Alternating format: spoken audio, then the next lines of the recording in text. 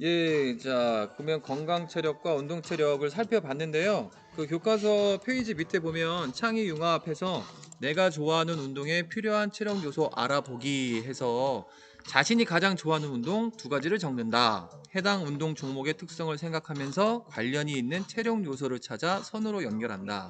운동 종목과 체력 요소를 연결한 이유를 설명한다. 이렇게 나와 있습니다. 여러분들 한번 생각 한번 해보세요. 저는 아까도 말씀드렸듯이 야구를 주종목으로 하고 있는데 야구 같은 경우에는 공을 치고 달리고 그리고 뭐 여러 가지 동작들이 굉장히 많이 나와요. 기본적으로 심폐지구력은 그렇게 크게 관련이 없다기보다는 뭐 육상 선수들처럼 심폐지구력은 크지 않아도 될 것 같아요. 근력은 타자가 공을 치기 위해서나 아니면은 수비수가 공을 빠르고 멀리 던지기 위해서는 근력이 꼭 필수적인 요소인 것 같고 요즘에 그래서 야구 선수들이 몸을 굉장히 근육질로 만드는데 시간을 많이 투자하고 있는 것 같습니다. 그다음에 유연성은 순발력과 관련돼 갖고 설명을 드리면은 순간적으로 힘을 내야 될 때가 굉장히 많아요. 많다 보니까 몸이 유연하지 않으면 부상이 올 위험이 굉장히 커요. 그래서 유연성도 부상 방지를 위해서는 필수적인 것 같습니다. 그다음에 순발력 당연히 좋고요. 민첩성 빠르게 움직여야 할 때가 굉장히 많습니다. 뭐 공을 잡거나 그다음에 뭐 룰을 베이스와 베이스 간을 뛰어갈 때나 이때 민첩성도 굉장히 많이 필요한 것 같고 협응성 복합적인 운동이에요. 야구는 그렇기 때문에 협응성 또한 굉장히 관련이 깊은 것 같습니다. 자, 효정 쌤은 어떤 운동 있으세요?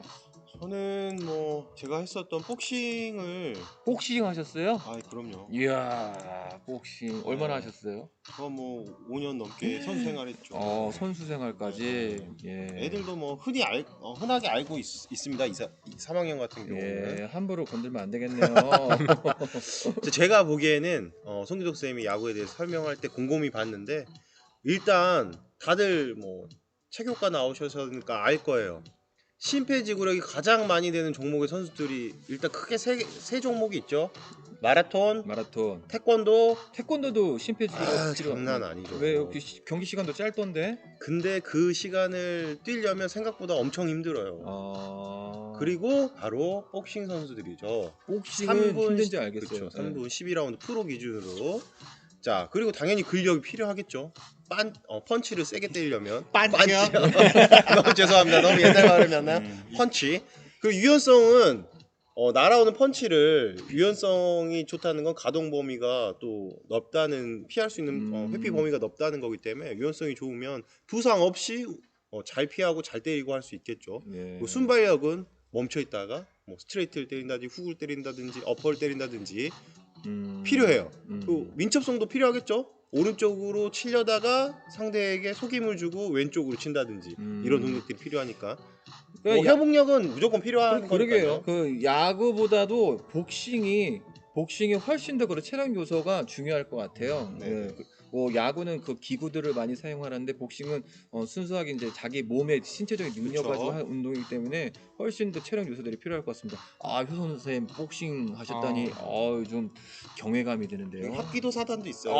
예, 그렇군요. 자, 그러면은 주석 쌤은 어떤 운동일까요? 저는 이제 배드민턴을 좋아하는데요. 이렇게 네트를 사이에 두고 이제 하는 운동이 약간 신사적인 운동이잖아요. 그런 운동을 좋아하는데 그렇게는 안 보이는데요.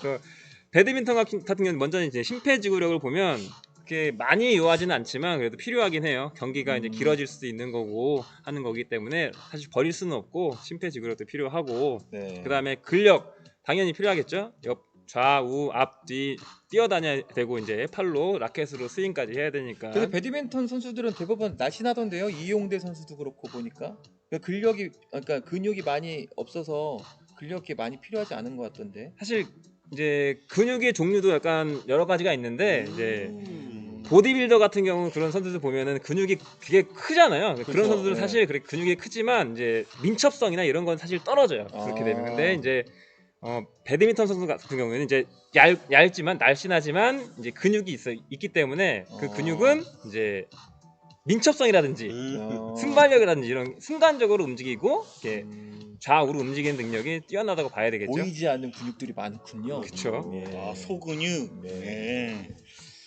그리고 이제 유연성을 보면 이제 마찬가지로 배드민턴 셔틀콕이 좌우 앞뒤로 많이 가기 때문에 다리를 많이 찢어서 앞뒤로 움직여야 되고 팔도 멀리 뻗어줘야 되고 이러니까 유연성이 많이 필요할 수밖에 없고 순발력도 마찬가지로 가만히 있다가 이제 선수가 어디로 칠지 몰라요. 셔틀콕을 앞으로 칠 수도 있고 뒤로 칠 수도 있고 그런 걸 따라가려면 이제 순발력과 민첩성이 중요하고 협응성도 마찬가지로 라켓도 들어야 되고 공도 봐야 되고 이런 여러 가지 봐야 되기 때문에 당연히 중요할 수밖에 없습니다. 예. 자, 배드민턴도 굉장히 많은 체력 요소들이 필요한 운동이네요. 그러네요. 내가 보기에는 그냥 라켓 들고 통통통 치는 건 줄 알았더니 실제 경기랑은 또 다른 것 같습니다. 네네. 영준 쌤은 어떤 운동으로 한번 말씀해 그러면 주시죠. 합기도 사단? 학기도 할까요? 자, 학교 말고 우리 일반적으로 우리 배구부가 있었으니까 배구를 기준으로 해볼게요. 네. 자, 배구는 심폐지구력 양은 없어도 된 거라 생각하지만 사실 배구 선수들 장거리 스트레칭 아니면 초반에 운동 시작 전에 많이 뛰어요. 왜냐하면 몸을 좀 가볍게 해야 하는 입장에서도 심폐지구력 운동은 꼭 필수고 네. 그다음에 근력. 당연히 모든 근력은 필요하지만 그렇게 큰 파워를 내는 근력이 아니라 어떤 공을 한 지점에서 딱 때릴 수 있는 근력 정도는 꼭 필요하고 네. 그다음에 제일 중요한 건 유연성이겠죠. 배구 운동 보시면 아주 빠른 공이 순간적으로 날아오기 때문에 그 가동 범위가 넓어야 그걸 받을 수 있고 근데 이 유연성은 아주 어렸을 때부터 차근차근히 준비하지 않으면 만들어질 수가 좀 없어요. 예를 들면 성인이 돼서 배구를 하시는 분은 어렸을 때 했던 분보다는 유연성이 좀 떨어지기도 하고 그다음에 가장 중요한 게 순발력인 것 같아요. 배구 선수들 보면 사이드스텝이나 버피 테스트 이런 운동을 하는 이유가 순발력이 가장 크고 특히 배구 선수들은 키가 크기 때문에 순발력을 갖고 있는 능력이 우리 좀 저것이 난쟁이 같은 사람보다는 좀 떨어지고 근데 순발력은 또 선수 기능에서 가장 중요하기 때문에 순발력 운동을 아주 많이 시키시더라고요.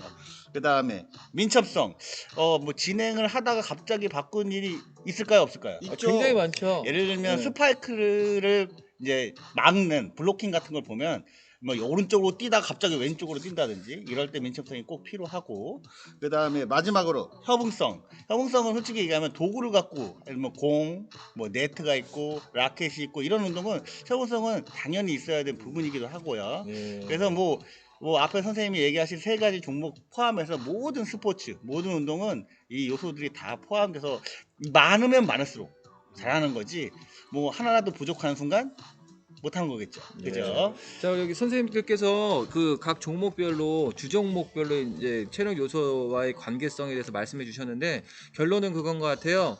어떠한 종목이든 내가 잘하는 운동이 있다라면 건강 체력뿐만 아니라 운동 체력까지 기본적으로 다 만들어 줘야 그 운동을 훨씬 더 지금보다 잘할 수 있다라는 말씀인 것 같습니다. 맞죠? 예. 예, 그러면은 오늘은 여기까지 하고요. 다음 시간에는 체력의 측정 평가 이어서 가겠습니다. 자, 여러분들 또 봐요.